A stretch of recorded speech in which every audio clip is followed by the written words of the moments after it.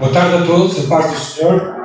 Bem, muito bom estarmos aqui juntos para louvarmos o Senhor, para o adorarmos e também para ouvirmos a Sua palavra, para meditarmos nela, porque é pela palavra que a nossa fé é edificada, a nossa fé cresce, a nossa fé amadurece. Amém?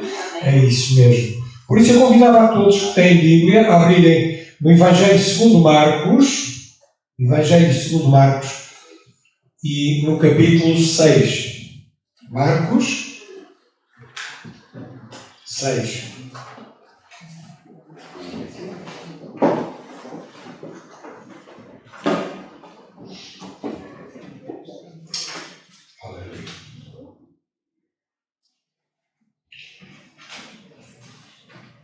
Eu sei que os irmãos acabaram de se sentar, mas aqueles que puderem e não acharem muito difícil, podemos ficar de pé para ler a palavra do Senhor, juntos. Os que puderem. Diz assim no versículo 14, Marcos 6,14: E ouviu isso o rei Herodes, porque o nome de Jesus se tornava notório, e disse: João, o que batizava, ressuscitou dos mortos, e por isso estas maravilhas operam nele. E outros diziam: é Elias. E diziam outros: é um profeta, ou como um dos profetas. Versículo 16. Herodes, porém, ouvindo isso, disse: Este é João, que mandei degolar, ressuscitou dos mortos. Porquanto o mesmo Herodes mandara prender a João e encerrá-lo, e maniatando no cárcere por causa de Herodias, mulher de Filipe, seu irmão, porquanto tinha casado com ela. Pois João dizia a Herodes: Não te é lícito possuir a mulher do teu irmão. E Herodes o espiava, e Herodias o espiava, e queria matá-lo, mas não podia.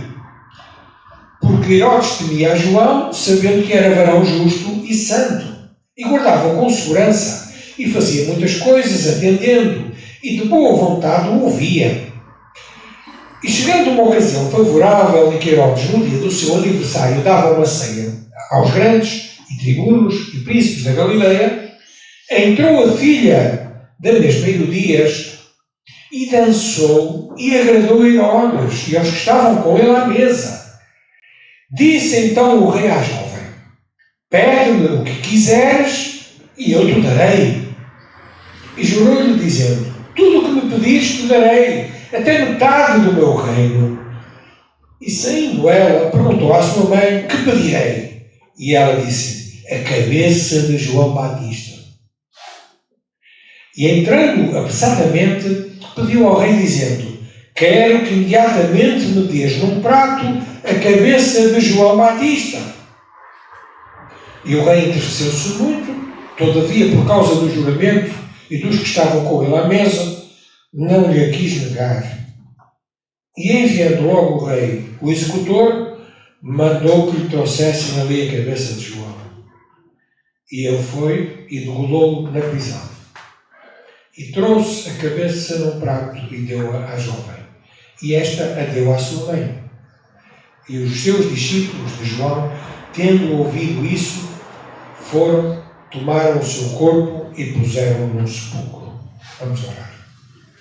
Paizinho querido, temos lido a Tua palavra, Senhor, e mais uma vez, Senhor, queremos pedir-te que venhas ser connosco na reflexão, Senhor, ajudando-nos não só a entendê-la, mas também, Senhor, a refletir com vista a pô-la em prática, Senhor, no nosso dia-a-dia. Sabemos que a Tua palavra é viva, é eficaz, é poderosa, mas ela realmente torna-se assim quando nós lhe damos ouvidos e fazemos dela nossa e a colocamos em prática. Por isso, Senhor, seja exaltado, seja glorificado. Abençoa cada vida que está aqui, que nos vai acompanhar, Senhor, nesta meditação, nesta reflexão, e que o Espírito Santo possa falar e usar nas Tuas mãos. Eu oro em nome de Jesus. Amém. Podem sentar.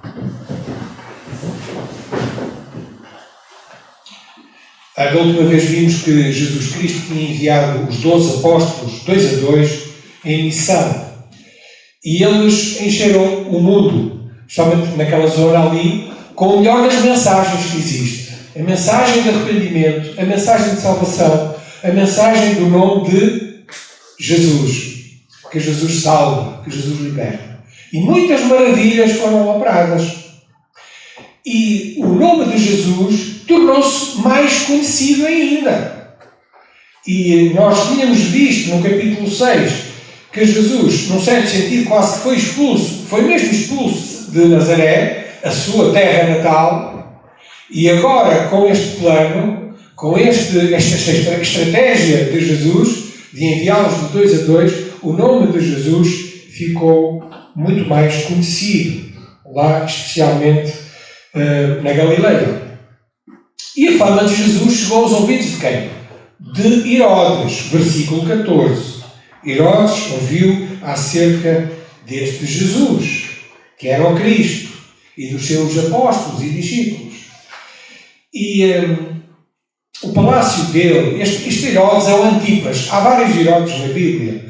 Há Herodes o Grande, digamos que é o pai, no certo sentido, e depois ele teve vários filhos. Este Herodes é o Herodes Antipas, que era um dos filhos dele, e ele era tetrarca, ou seja, uma espécie de governador da Galileia e também da Pereia. Galileia sabemos que é do norte de Israel, e ele não era bem um rei, embora o texto aqui de Marcos o chame de rei, mas ele não era bem um rei, ele era uma espécie de governador. A melhor palavra é tetrarca, porque Israel estava dividido em 4 partes, 4 regiões, e cada governador reinava numa das partes. Este Antipas tinha feito lá o seu palácio na cidade de Tiberíades, junto ao mar da Galileia, e ele estava ali a governar. E então queria conhecer Jesus. Num certo sentido, ele ficou com ciúmes da fama de Jesus, porque ele não tinha fama nenhuma, este Herodes era má fama, mas ele também, não só com isso, também estava com certo medo da popularidade de Jesus, e até pensava, segundo o que nós lemos aqui, no versículo 16, que este Jesus que ele ouviu falar, que era quem? O próprio João Batista, que tinha ressuscitado e que tinha encarnado, que tinha nascido agora, novamente. Ora, nós sabemos que a Bíblia condena este tipo de coisas. Não há reencarnações na Bíblia, nem há reencarnações possíveis, porque, de facto, ao homem está ordenado morrer uma vez, vindo depois disso o juízo. Não há possibilidade de, depois de morrer, alguém retornar, não é? A não ser Jesus. Mas isso é uma exceção. Sabemos também aqui, irmãos, que ele não só ficou com medo que fosse João Batista, mas a passagem que nós lemos relata em pormenor, e Marcos é muito preciso nesses pormenores, do que é que aconteceu na morte de João Batista. E é aquilo que nós hoje vamos falar um pouco. Da morte, o que é que aconteceu nesta morte de João Batista. E por esta altura, quando em Marcos 6 é narrada esta história, já tinha acontecido isto. Há cerca mais ou menos de 1 ano. Portanto, Marcos faz aqui uma espécie de parênteses na viagem de Jesus, e ele vai contar esta história acerca da prisão de João Batista e da sua morte. Esta prisão de João Batista já tinha mencionado logo no início de Marcos, capítulo 1, versículo 14, já tinha sido mencionada a prisão de Jesus. Mas afinal de contas, quem era este João Batista? Eu gostava de fazer aqui um parênteses e realçar aqui. Eu gosto muito de João Batista. Eu não sei se vocês são admiradores de João Batista, mas eu gosto muito de João Batista e de pensar naquilo que ele foi, no seu testemunho, naquilo que ele era. João Batista é fruto do milagre. Aliás, a vida é um milagre. Amém? O nascimento é um milagre. Mas a mãe de João Batista, que se chamava... A mãe de João Batista chamava-se Isabel, era prima de Maria, a mãe de Jesus. E esta Isabel, que estava casada com Zacarias, ela realmente, na sua velhice, como nós dizemos, já não se podia ter filhos. Ela teve esta revelação do anjo dizendo que ela ia ter um filho. E quem era este filho? Precisamente João Batista. E este João Batista, então Isabel era prima de Maria e João Batista era primo na carne de Jesus, o chamado em segundo grau, não é? Que é assim que se diz. Portanto, eram parentes. João Batista era um profeta, e um profeta cheio do Espírito Santo, e até no ventre de Isabel, quando Maria se aproximou, também grávida já de Jesus, o Espírito Santo se manifestou em Isabel e a criança mexeu-se. Ou seja, eles já se conheciam desde o ventre. Houve ali algo espiritual que se manifestou. Foi muito lindo isto. Mas realmente este profeta João Batista, cheio do Espírito Santo, qual foi o púlpito dele? O púlpito que João Batista escolheu foi o deserto. Ele pregava no deserto. Ele era um pregador do deserto. A voz que clama no deserto. Era ele. E ele pregava o arrependimento de pecados e batizava junto ao Rio Jordão. Ele também seria o precursor de Jesus, ou seja, aquele que iria abrir as portas para o Messias entrar.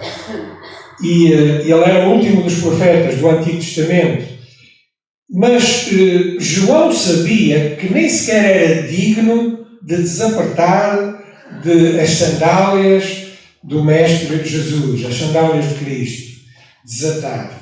Porquê? Porque ele sabia que Jesus era o Cordeiro de Deus que tira o pecado do mundo. Ele disse isto pelo menos 2 vezes. Está registrado lá em João 1, 29 e 36, quando Jesus ia passar, ele virando-se para os seus discípulos, João Batista disse: eis o Cordeiro de Deus que tira o pecado do mundo. Portanto, João Batista sabia muito bem quem Jesus era, sabia o seu lugar, e é importante nós percebermos o nosso lugar, irmãos, percebemos quem somos e percebemos também quem Jesus é.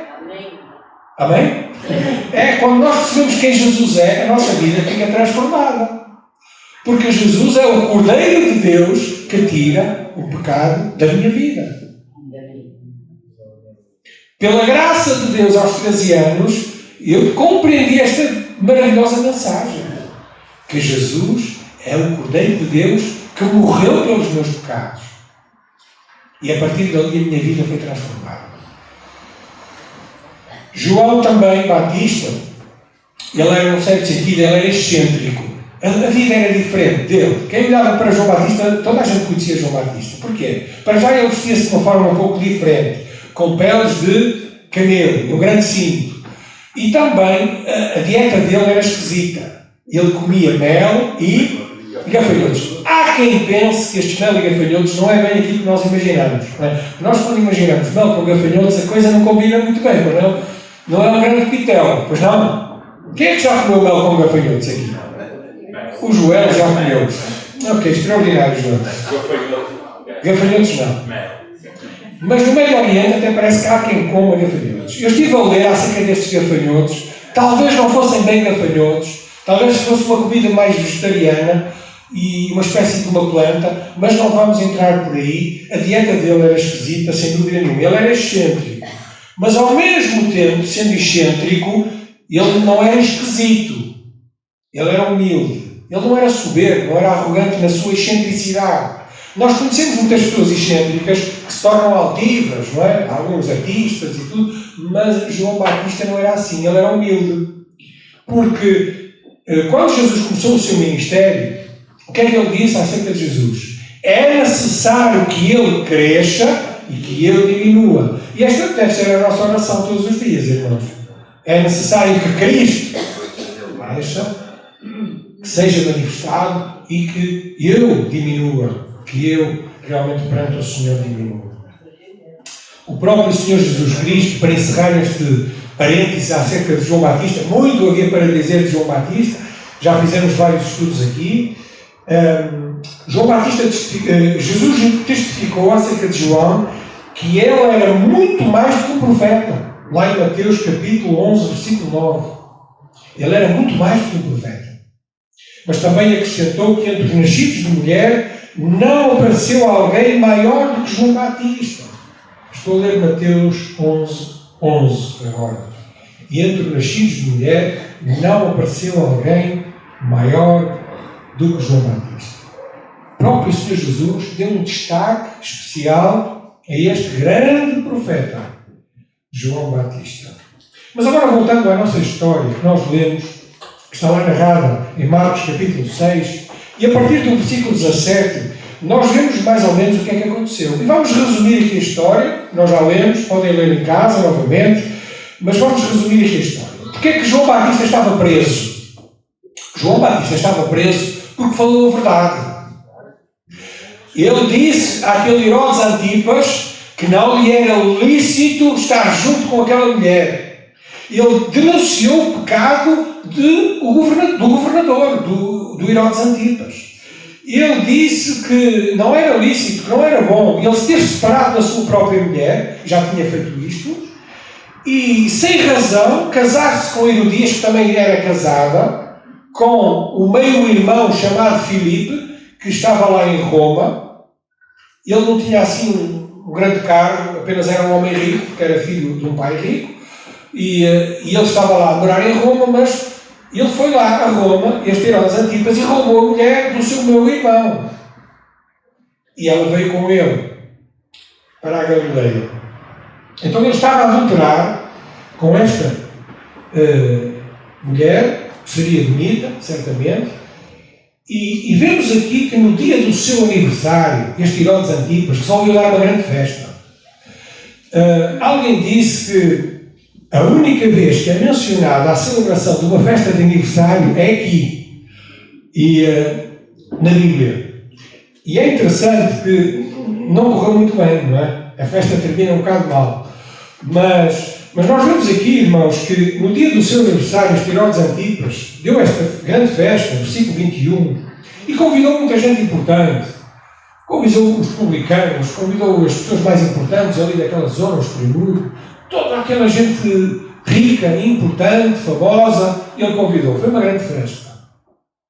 Bem, a meio da festa, a festa certamente que seria bem regada, e quando digo bem regada, seria com o vinho de ouro, não, o vinho daquela época ali, não é? Porque normalmente as festas tinham vinho, então estavam todos ali muito alegres, e a festejar, e com muita carne, muitos bolos, aquela picanha, ok. A festa da boa, não é? À moda, neste caso, romana. E muita fruta, etc. E eles, bem bebidos, Herodes, começam a fazer lá uma dança. E quem é que vai fazer a dança? A filha de Herodias.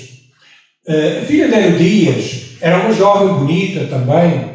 E ela fez lá uma dança muito sensual, pensa-se. E dançou realmente para aqueles convidados todos.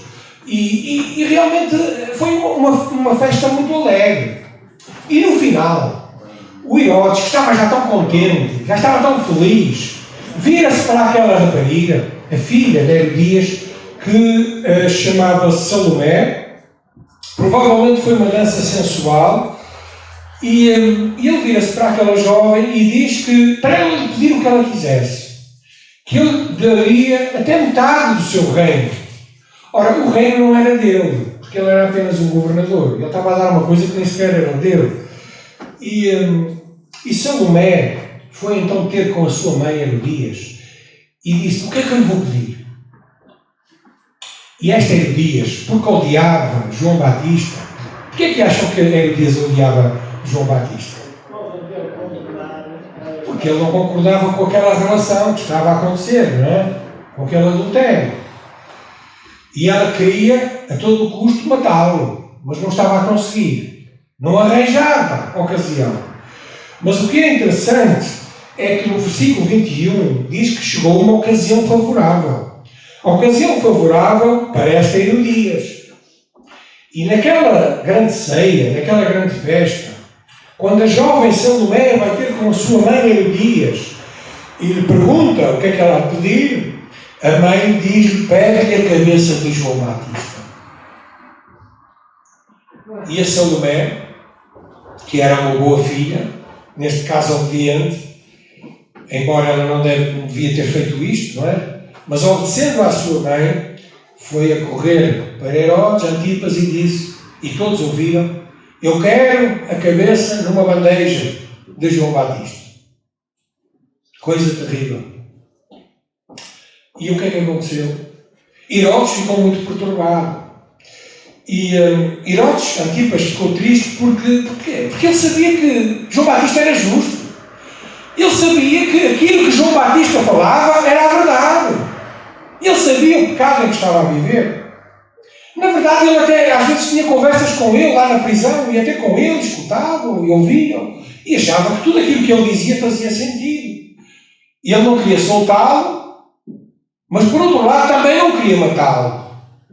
E agora, ele tinha prometido a Salomé tudo o que ela quisesse, e perante todos foi o pedido foi feito, e ele não podia dizer que não, segundo o que ele pensava. E então mandou executar o pedido e degolar, cortar a cabeça de João Batista. E lá o trouxeram, bandeja, e o que é que acontece? Aconteceu a morte deste grande mestre, deste grande profeta, João Batista. Eu gostava de falar esta tarde de 3 homens que aparecem nesta história. E pensarmos aqui em algumas aplicações e lições acerca destes 3 homens que aparecem nesta história. Esta passagem fala pelo menos de 3 homens que eu gostava de destacar, 3 atitudes e 3 lições, ou várias lições para a nossa vida. O primeiro homem é um homem culpado, que vemos aqui nesta história. O homem culpado quem é? Herodes Antipas. Este homem que era um homem perverso, ambicioso, um homem ganancioso, e ele sabia que João estava certo, mas ele preferiu o erro e mandou matá-lo. Herodes estava dividido. Ele por um lado simpatizava com João até, mas por outro lado mandou matá-lo. Ele admirava-o, mas não reconhecia o seu pecado. Sabia que ele tinha razão, mas publicamente e no seu dia-a-dia, na sua vida, nada mudava. E isto às vezes é o que acontece com muitas pessoas que vêm à igreja e ouvem o Evangelho. Até às vezes durante muitos anos. Vêm à casa do Senhor, elas ouvem o Evangelho, ouvem a palavra de Deus, mas nada muda na sua vida. E é isto que está mal, irmãos. A palavra de Deus tem que nos transformar. Mas para isso acontecer, nós temos que dar ouvidos e permitir que o Espírito Santo faça essa transformação em nós. Herodes era um homem culpado, era um homem dividido.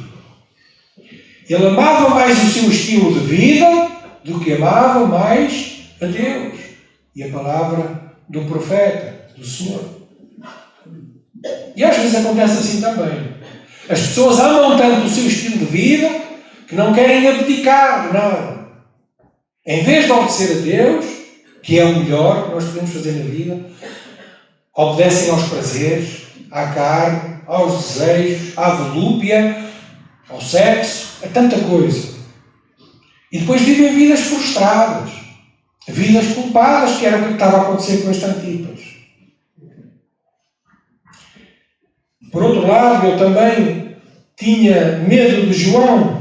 Ele tinha medo de todos. Ele tinha medo do povo, tinha medo da mulher, tinha medo da vida, enfim. Era uma consciência culpada que estava aqui.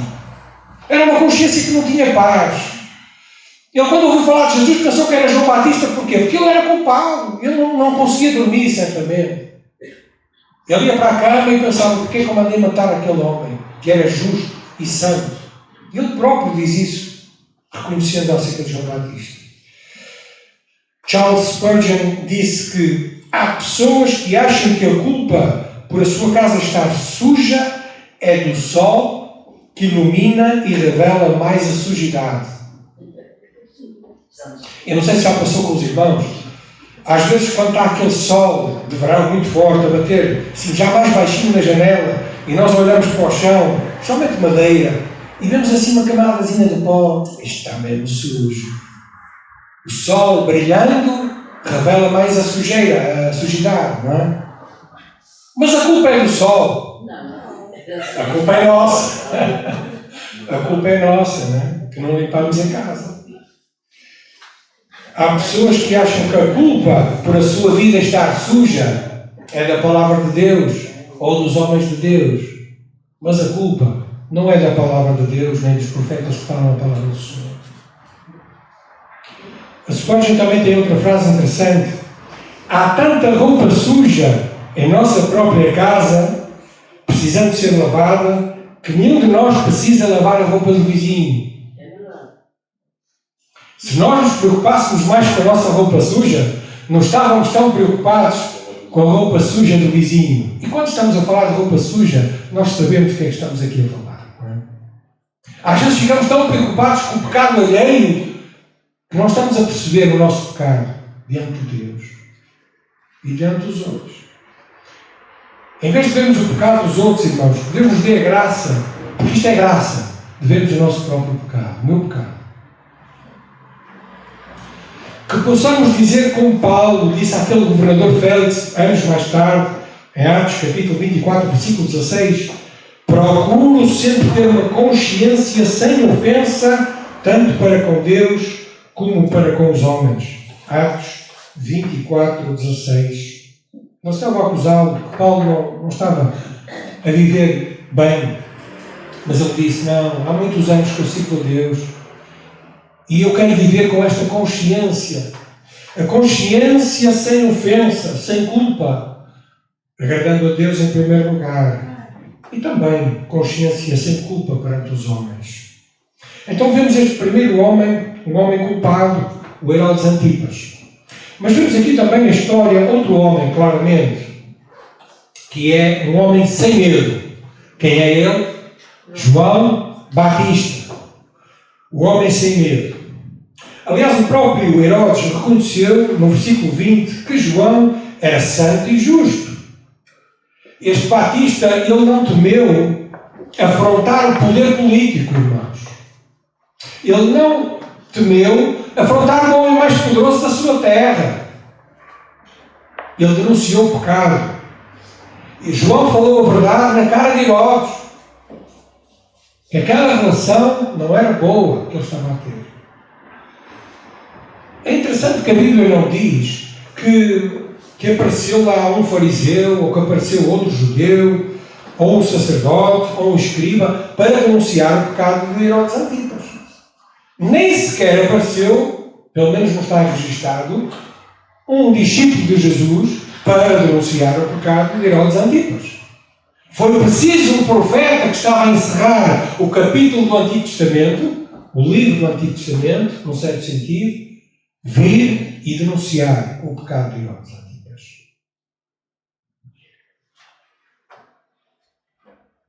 Mas a cabeça de João Batista foi cortada por causa dele falar a verdade. A verdade dói, a verdade incomoda. Já ouviram isto? E é verdade isto. Mas muitos mentirosos já têm morrido e morrem com as suas verdades. Mas a cabeça de João Batista continua a falar, meus irmãos. Aquele sangue que foi derramado injusto continua a falar à nossa vida. Esta tarde também, espero eu. João dá-nos o exemplo para não temermos falar a verdade. Claro que falar a verdade sempre em amor. Um dos problemas sérios dos evangélicos é que muitas vezes falam a verdade, mas que é? Sem amor. E nós perdemos a razão quando fazemos isso, ainda que seja verdade. Porque a palavra de Deus ensina-nos a falar a verdade, mas sempre com amor. Ainda que isso possa custar-nos a vida. Efésios 4,15 diz, seguindo a verdade em amor, cresçamos em tudo naquele que é o cabeça de Cristo. Efésios 4,25 diz que pelo que deixai a mentira e falai a verdade, cada um com o seu próximo, porque somos membros uns dos outros. Então, irmãos, este segundo homem, que esta passagem ressalta muito, é este homem sem medo, este homem que não é cobarde, este homem que não tem, que é corajoso, que vai em frente. Que Deus nos dê esta coragem, esta ousadia, que é espiritual também, irmãos, que revestidos pelo poder do alto, possamos falar a todos que se precisam arrepender dos seus pecados, que se precisam converter a Deus, e que precisam voltar para Ele. E tu e eu temos essa responsabilidade amanhã, com as pessoas que nós conversamos. Porque este mundo precisa saber que sem conversão a Deus vai morrer e vai para o abismo, vai para o inferno. Então, este homem sem medo, João Batista, ensina-nos a falar a verdade. Mas há um terceiro homem que ressalta nesta passagem, e é porventura, e é de certeza, o homem mais extraordinário. É o homem, como eu lhe chamo, é o Filho do homem, com letra maiúscula, é Jesus Cristo. E parece que esta passagem fala muito pouco de Jesus Cristo, não é? Assim à primeira vista. Mas, na verdade, fala bastante de Jesus Cristo. Aliás, a Bíblia toda fala muito de Jesus Cristo. Às vezes, até nas passagens mais difíceis, nós vemos Jesus Cristo a sobressair, a luz de Cristo a brilhar. E onde é que nós vemos Jesus aqui? Bem, ele começa logo no princípio, porque o Senhor Jesus tinha sido rejeitado em Nazaré, mas agora ele estava a ser popular lá na Galileia. O nome de Jesus estava a tornar-se notório, diz lá o versículo 14.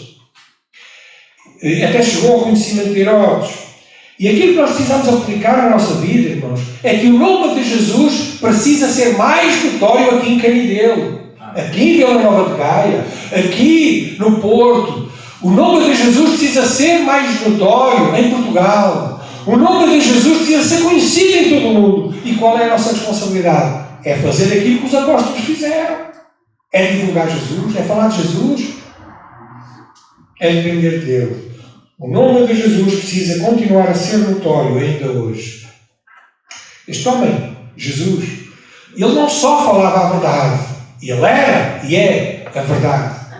Ele é o caminho, a verdade e a vida. E ninguém vem ao Pai senão por ele. Por isso nós precisamos falar de Jesus, que é a verdade. Há tantas verdades e falsas verdades neste mundo e só Jesus precisa ser ouvido e visto e conhecido. O versículo 30 termina esta história e termina com não só com a morte de João Batista, mas diz aqui que os seus discípulos, e aqui são os discípulos de João Batista, tendo ouvido isso, ou seja, que ele morreu, foram, tomaram o seu corpo e puseram num sepulcro.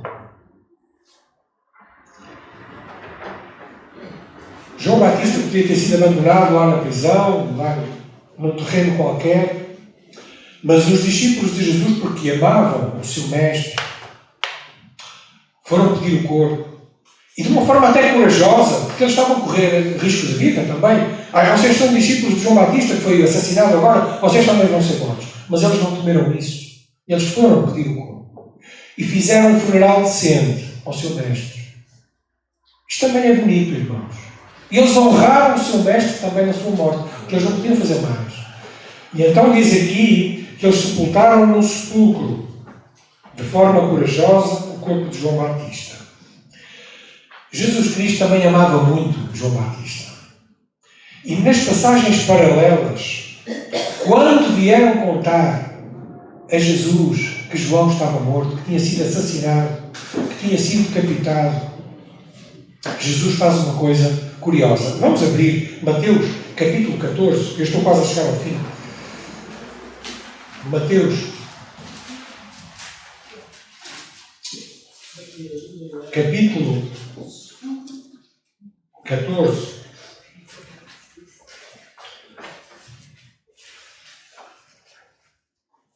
O versículo 12 e 13 diz assim, 14, 12 e 13. Chegaram os seus discípulos, levaram o corpo e sepultaram e foram anunciá-lo a Jesus.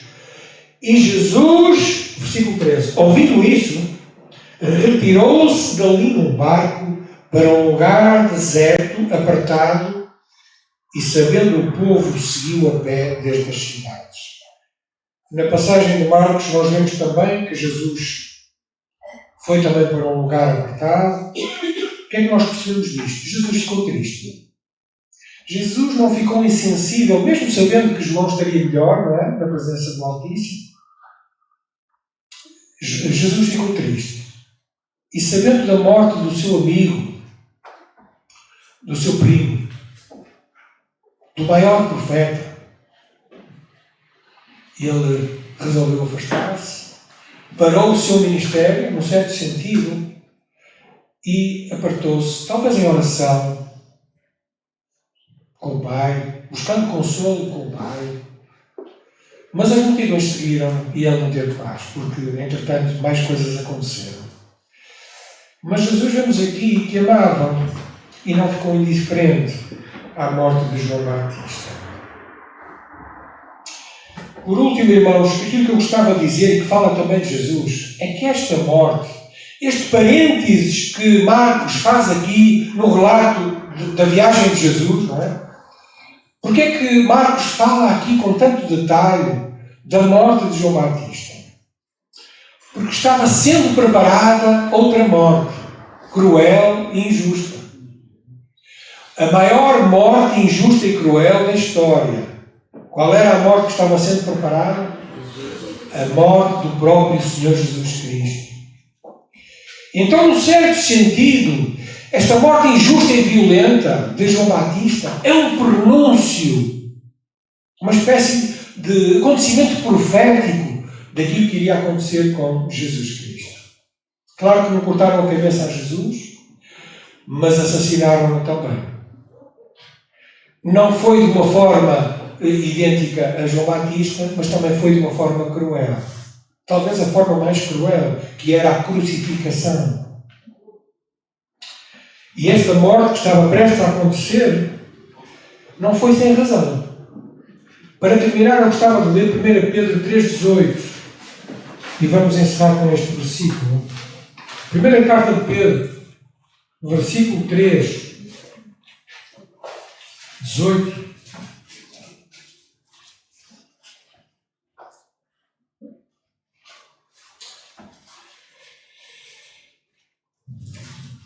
Diz assim, já todos encontraram?